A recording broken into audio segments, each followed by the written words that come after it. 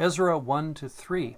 Well, in following the Old Testament story, we go from Daniel all the way back to the book of Ezra. And in fact, the first verses of Ezra are really the end of 2nd Chronicles. They are pretty much borrowed from each other.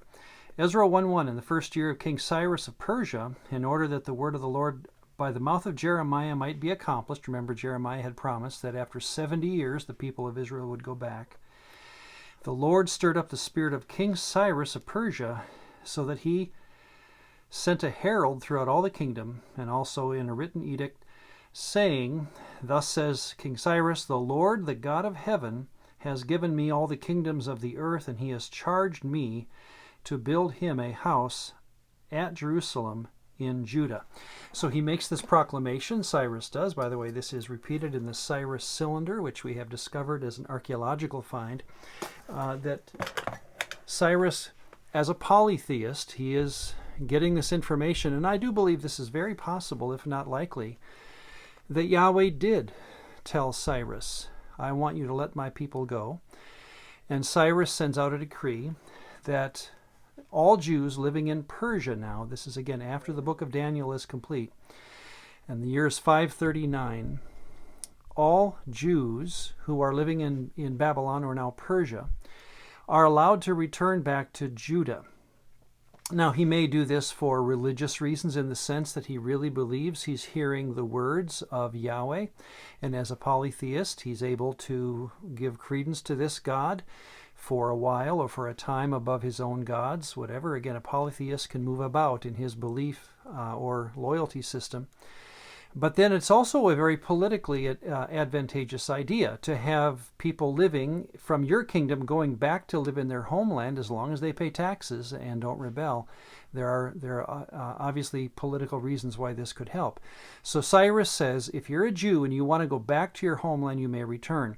Ezra 2:2 tells us about 50,000 return. These will come in the books of Ezra and Nehemiah in 3 basic waves. The first wave will be a man named Zerubbabel in 539. Then another wave, which will be actually the man Ezra. Ezra is recording the story of Zerubbabel in the early chapters of his book. Ezra himself will make a return then to Israel in 458. 13 years after that will be the man Nehemiah. So these 3 men, Zerubbabel, Ezra, and Nehemiah, will each lead their own delegation, as it were, of people back to the land of Israel. Here's where I had said this before. We get the name Jew from this idea of those who used to live in Judah. So now the official designation of Jew and Judaism in the history of people groups now gets used. One more thing I want to mention that we see in chapters 2 and 3 is when the people under Zerubbabel return to Israel.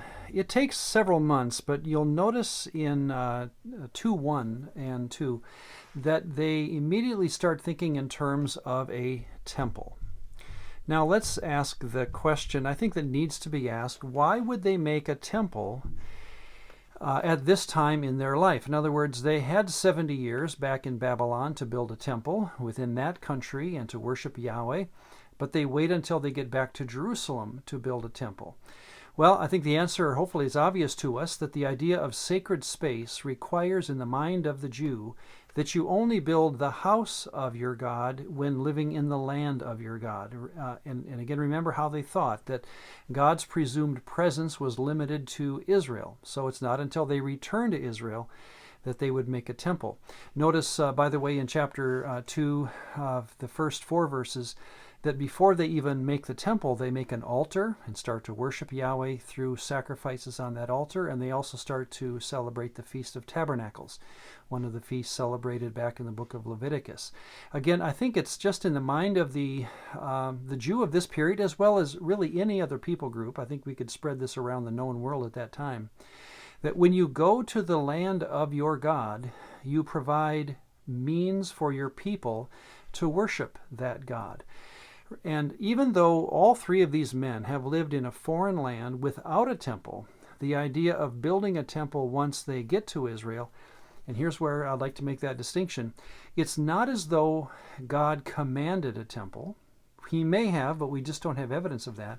I think it's more just in the natural desire coming from the human heart of these three men, especially Zerubbabel, that when I return to my God's country, I will build him a home. And that natural desire to want to build your God a house is what inspires the building of a temple, so that God's, again, presumed presence, we always have to have in the back of our mind that God can be present anywhere without a temple, but to give our God the ability to be at home with us. If you had said that to the ancient mind, the first thought they would say is, well, we need to actually build him a temple. This will take a total of 20 years, so it will not be until 516, 20 years into the story of Ezra, that we have the temple dedicated. It's a long, drawn-out process of cutting wood up in Tyre, floating it down the Mediterranean to Joppa, hauling that wood inland. It's just a huge job. And that will be the temple of Zerubbabel. So let's watch for this idea as we progress through these two books, Ezra and Nehemiah. The idea of building presumed sacred space for their God, both what it can do positively in bringing the people back together again under the name of monotheism, Judaism, but also let's watch for this, the possible problem that it causes in giving people the sense that they now can also control their spirituality through the means of a physical object.